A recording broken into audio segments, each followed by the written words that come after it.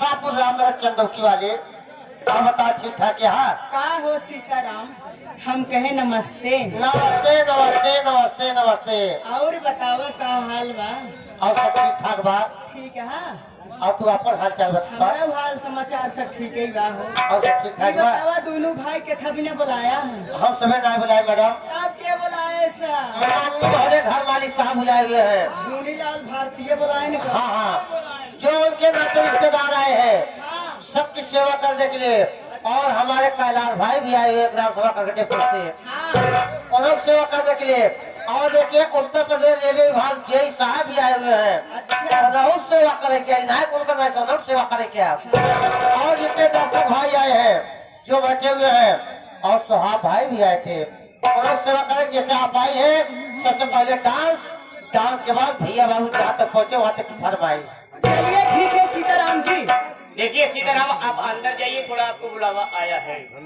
चलिए ठीक है छोटू जी, अगर मैं इस ग्राम सभा में आई हूँ तो आइए सबसे पहले जितने दूर दराज से हमारे इस नौटंकी कला के प्रेमी भाई माता बहन आई हैं, हाँ आए हैं। और सबसे पहले इन सबके चरणों में सर झुका के प्रणाम बहुत सही, करती क्या बात हूँ है। और आशीर्वाद चाहती हूँ। हाँ। आइए इसी के साथ साथ ज्यादा समय न लेते हुए मैं आप सबको एक सूचना बताना चाहती वो हूँ। कैसा सूचना है? क्या हो कौन ऐसे पी करे तोहरे भैया के हमारे गाँव आवत है। जानते हैं क्या? देखा, अगर हम यहाँ गांव में आई है तो आवा सबसे पहले देखा समय को देखते हुए अगर आई हूँ तो मैं आप सबको एक सूचना देना चाहती हूँ। सूचना ये है सीताराम, कहाँ बात है? देखा सीताराम, सूचना ये है कि ये जो हमारे माननीय मास्टर श्री स्वर्गीय राम खिलावन पटेल जी के लड़के मास्टर साहेब लाल पटेल जी हैं, कहला वाले, इनके पार्टी का यूट्यूब पे चैनल है। कौन सा चैनल है मैडम? इनके पार्टी का यूट्यूब पे चैनल है। चैनल का नाम है आनंद।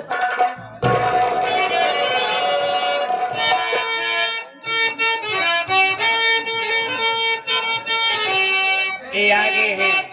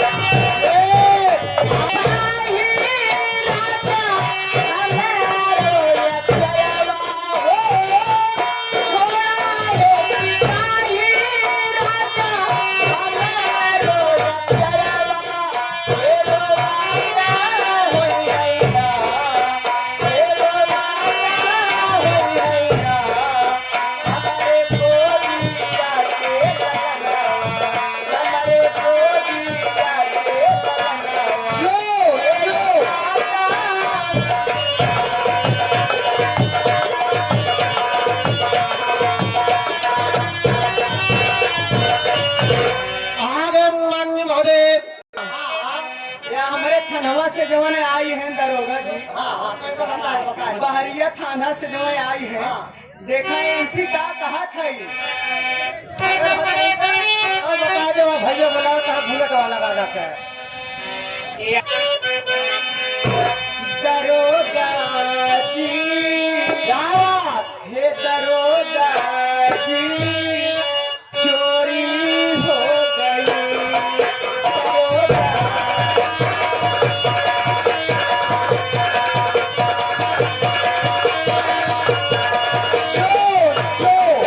दरोगा जी, चोरी हो गई दरोगा जी, चोरी। क्या बात? क्या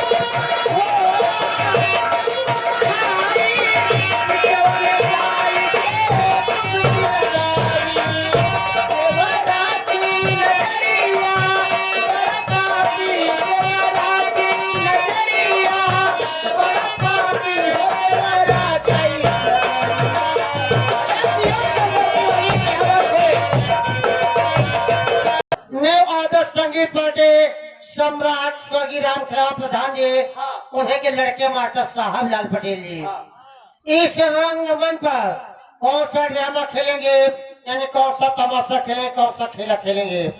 आप लोग तमाशे का नाम सुन ले, बढ़िया तमाशा, सभी भाइयों देखने काबिल तमाशा। शाहपुर वाला खेली की ज्वाला, भाई का प्यार, भाई भाई का प्यार, बच्चों के खातिर पत्नी को घर से दिया निकाल। भाई भाई का प्यार, बच्चों के खातिर पत्नी को घर से दिया निकाल। और सिंदूर की कीमत, भाई भाई का प्यार, बच्चों के खातिर पत्नी को घर से दिया निकाल। और सिंदूर की कीमत